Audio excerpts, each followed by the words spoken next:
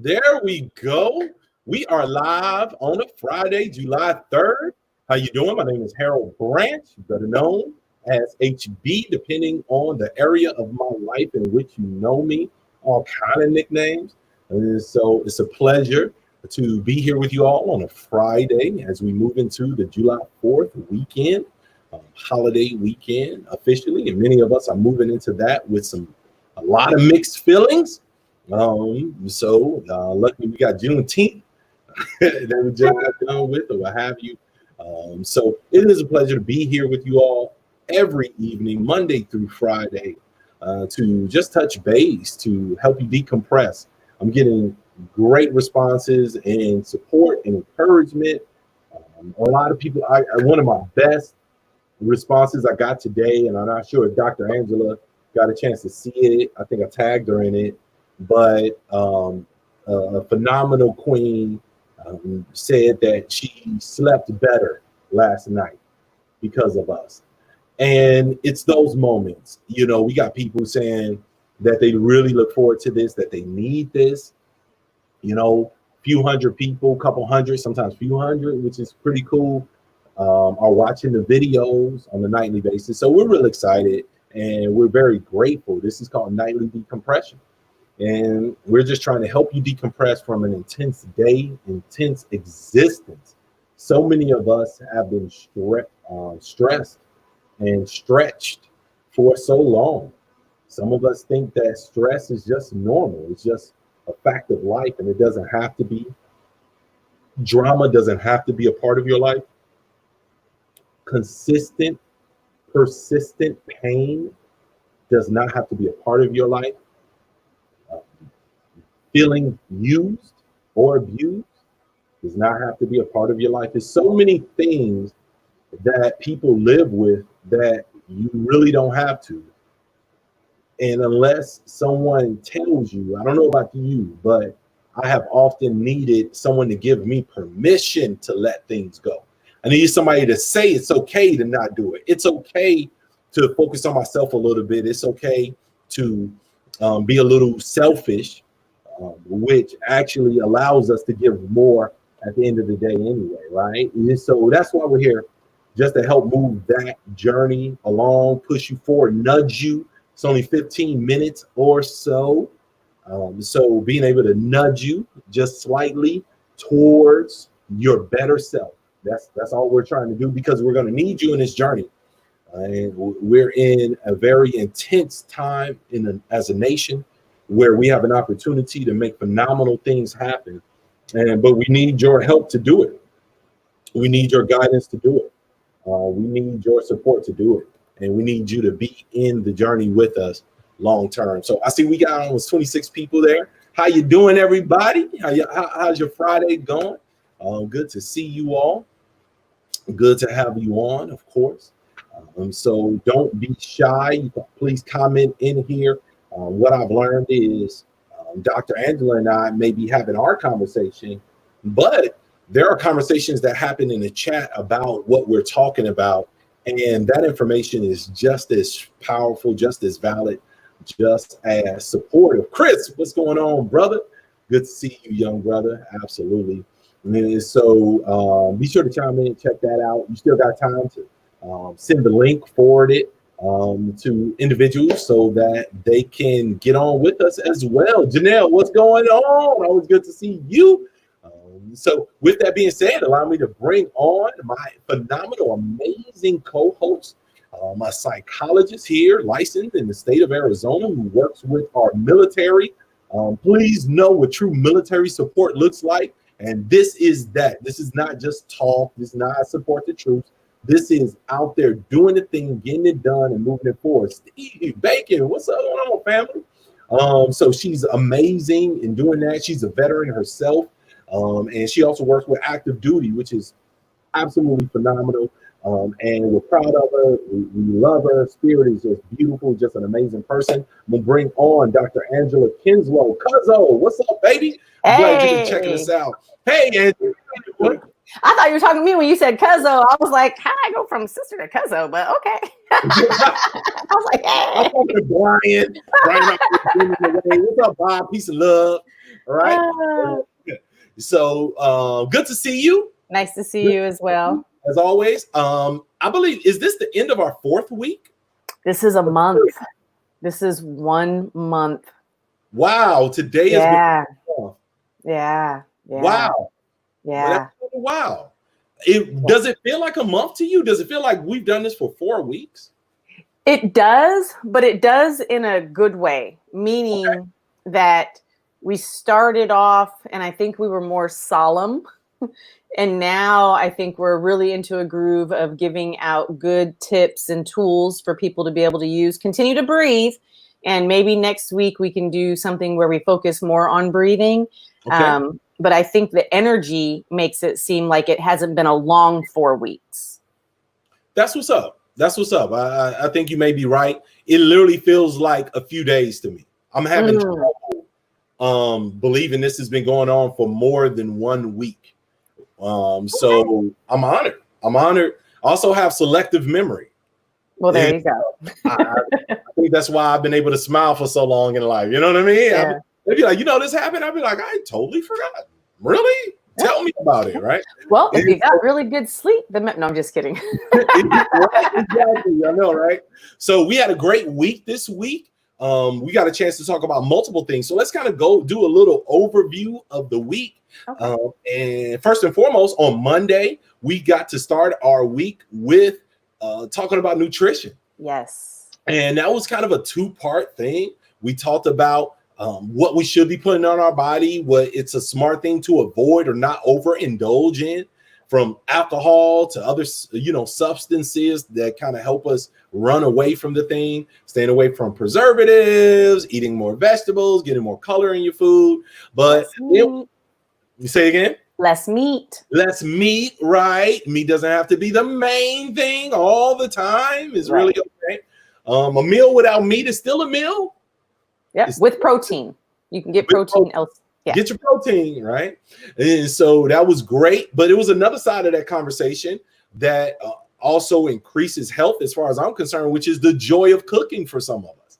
Some of us really, really enjoy cooking, and we play with different styles and techniques and things like that. I plan on making a beer can chicken this evening. And so I've been brining this chicken for quite some time and seasoned it, and it's so in the rub. And so get a little beer can chicken. I'm gonna use a pineapple beer for that. So excited about that. So these kind of things, right? Get us. I think that was the invitation, everybody, to HB's. Oh man, it's still a pandemic. We have to social distance. Pandemic. I got it. We enjoy my food over Zoom. There you go. You can pretend to taste it. I got you. No problem. Yeah. And then we moved from that awesome conversation there to sleep. Yeah. And sleep was so powerful. It's the first topic that had to flow into another evening. Yeah. So that was great. Got a chance to really talk about what did you call it? Sleep hygiene? Sleep hygiene. Yes. So weird. Sleep hygiene. So weird. And then if you have good sleep hygiene, we say you have clean sleep hygiene.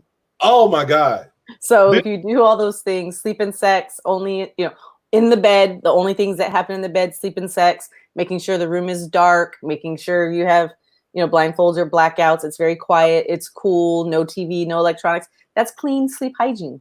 There you go. Yep. And looking out for all that technology, because little lights will sneak into your room. Yeah. Right? Don't have the TV there. Find a way to, avoid that whole thing. So no, and going to sleep consistent at the same time. Yes. An hour window. An hour window. Like on your days off when you want to sleep in. So can I tell you this?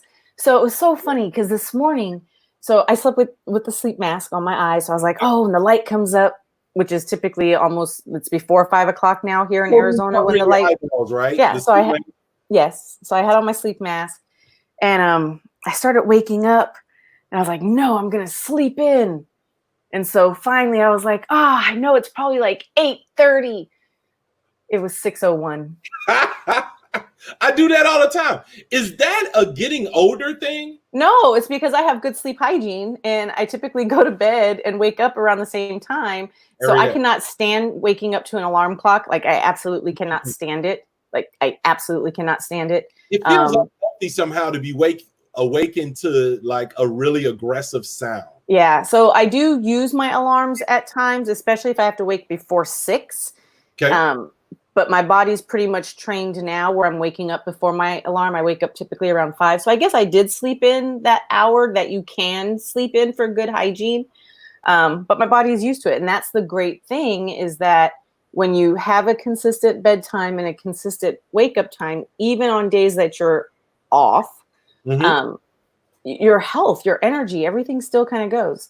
So I don't mean to hijack everything. I had my car cleaned, my car gassed up. I went to Lowe's. I went grocery shopping. I had everything done before 10 o'clock this morning. All because I have learned when I wake up early, I feel so much more productive. Yes. I feel amazingly more. And then when you go out early, everybody's not out. So you almost got the run of the place. Yep. Right. You avoid a lot of people. And but then I'm a napper. See, in that we didn't talk about that when we talked about sleep. If you're having sleeping challenges, the naps have to go away. But that's we can talk about sleep another time. If you're having sleeping challenges, the naps go away. Because what that does is it again gets that sleep rhythm off kilter. Okay. And you're getting sleep during the day, so you're taking sleep away from your nighttime. So if we're working with someone and really trying to get their sleep on par, then naps have to go away. Now, I will tell you, we're created for that 2 o'clock slump, right? That's why a lot of energy drinks, coffee, all of that kind of advertises for that 2 o'clock. I think Starbucks even does specials and all that. A 20-minute nap, not 30 minutes, but a 20-minute nap will give you more energy than caffeine. Oh, I love power naps. Yeah, but 20 minutes. 30 minutes, you start to get in a sleep cycle. One sleep cycle is 90 minutes. So you get into a third of a sleep cycle, and it's just, you're going to feel more groggy if you do the full 30. So just 20 minutes, better than caffeine. Okay, look at the research. Look it up. You said it's a sleep cycle that lasts 90 minutes. Yes, that's one full sleep cycle. So is it 20 minutes or 90 minutes? Is an hour and a half good? Yeah. Okay. All right, you got a little to where you'll still feel refreshed. I found the gray. But if you're not sleeping well at night, don't do it at all. Do not nap during the day. There you go. Okay. Yeah. Well, I can roll with that. That's fair. So we had great sleep conversation that actually occurred on Tuesday, and we were like, hey, we're going to bring it back to you tomorrow. And we kind of didn't off on a tangent, and everything changed. And I like to say it was we followed an organic shift in the conversation because we was talking about expressing our own needs. Yeah. And being able to communicate that in such a way that allow you to have your needs met without you stepping on someone else, right? Allowing you to be able to feel honored, feel heard, right? And without creating defenses. Yep. So effective communication in order to nurture friendship, right? And just healthy relationships, whether if it's coworkers, great friends like Angela and myself, right? Or even beyond that. I use this with my children. I'm very open. And if I may dive into this as far as communication, so often we use these techniques and this respect with everyone around us but our kids. Yeah. Often we feel like our children are the one people, the people in the world we don't have to respect. And I'm going to invite you to change that philosophy. If that is your philosophy, be willing to give the breakdown of the thing. Be willing to say, you know what? I overstepped. I shouldn't even spoke to you like that. I'm sorry about that. I still need you to do what I said. So the message wasn't wrong, but the way I conveyed it was not okay. And I respect you more. I don't just love you. I respect you. You know what I mean? Just such a huge piece because the day will come if you're not doing that they stop talking to you at all.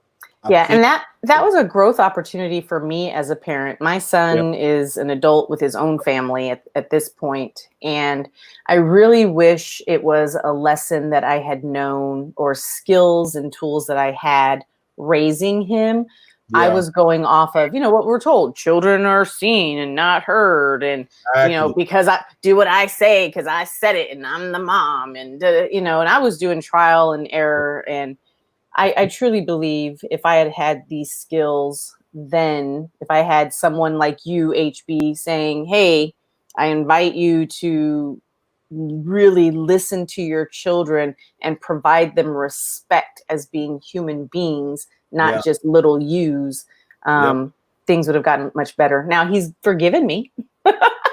He's like, you were doing your best. You did a great job. You did a great job, Mom. And I'm like, well, now that I know better, I wish I would have done better. So I got a pass. But right. But you did. I know that young man, and I knew him back when, and you did phenomenal. And he turned out absolutely spectacular. But you're right.